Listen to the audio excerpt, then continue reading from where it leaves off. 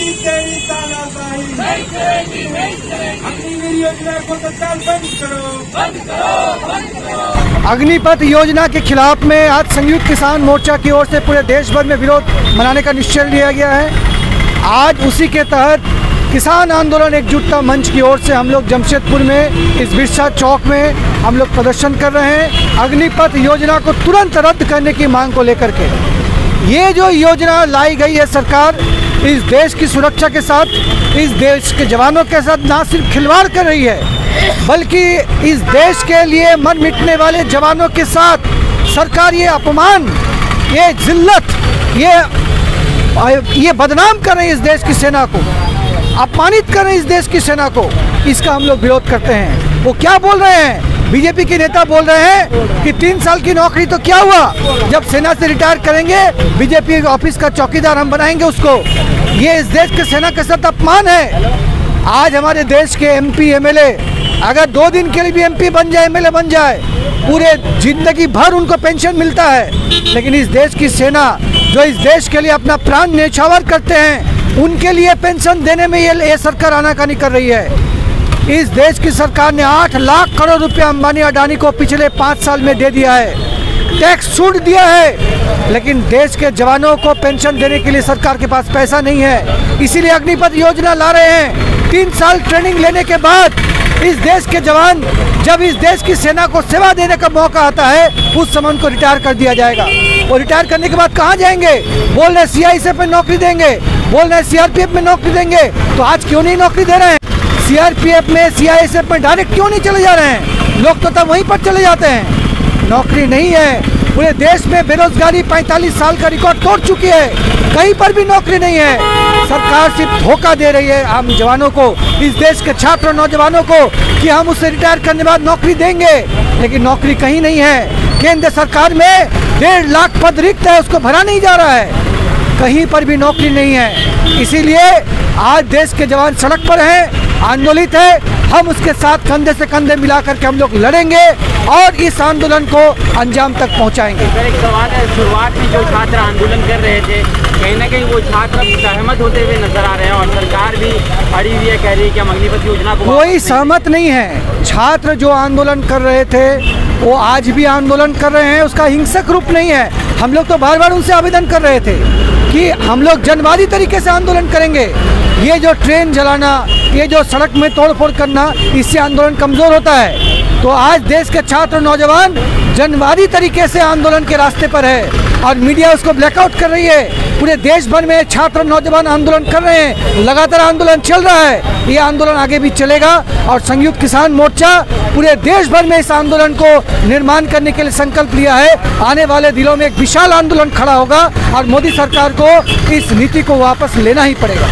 ये इतिहास गवाह है कि जब जब बीजेपी की सरकार बनी है वो अपने नुमाइंदे को धीरे धीरे करके अपनी जगह प्लेस करते हैं और ये जो 3 अधिकारी है उन्हें प्लेस किया गया है। जबकि आप सभी जानते हैं कि आज नहीं पहले भी शुरुआत से ही देश के नौजवानों के जो सेना में आर्मी में बहाली करते थे तो उन्हें लोग सच्चे देशभक्त के रूप में जाने जाते थे। और हमारे पूर्व वक्ता ने भी जिस तरह से कहा वो सच्चाई यही है कि जब मंत्री एक दिन के लिए भी बनता है तो उन्हें आजीवन लगातार उन्हें पूरी पेंशन मिलती है, लेकिन इन्हें रिटायरमेंट के बाद क्या मिलेगा? इन्हें सिर्फ और सिर्फ ठेंगा मिलेगा, इनको कहीं पेंशन नहीं मिलेगा, यहाँ तक कि कैंटीन की सुविधा भी नहीं मिलेगी। अगर बिपिन रावत अगर जिंदा रहते तो वो कभी इस तरह का नहीं होने देते। आप सेनाध्यक्षों की बात करते हैं तो सेनाध्यक्ष वो भी थे। जनरल बिपिन रावत ने प्रयास किया था कि जो लोग 15 वर्ष की आयु में भरी जवानी में रिटायरमेंट हो जाते हैं, इसके बावजूद भी उन्हें अर्धसैनिक बल में या अन्य जगहों पर भी नहीं मिलती है नौकरी, तो उसके बाद उन्हें क्या किया जाए? तो सरकार से उन्होंने अपील भी किया था, लिखित आवेदन भी किया था, जो आप गूगल में सर्च कर सकते हैं। बिपिन रावत ने कहा था उसे 15 साल से बढ़ा करके 30 साल किया जाए। और कहीं ना कहीं ये साजिश के तहत उनके प्लेन दुर्घटना में जो घटना में उनकी मौत हुई है, पूरे परिवार के साथ में, यह बुद्धिजीवी वर्गों में, देश के अवाम में यह चर्चा का विषय बना हुआ है कि बिपिन रावत के साथ ऐसा क्यों हुआ था। वो कभी नहीं होने देते। आप सेनाध्यक्ष की बात करते हैं, इससे पहले भी जो सेनाध्यक्ष थे, क्या उन लोगों ने कभी ऐसा किया?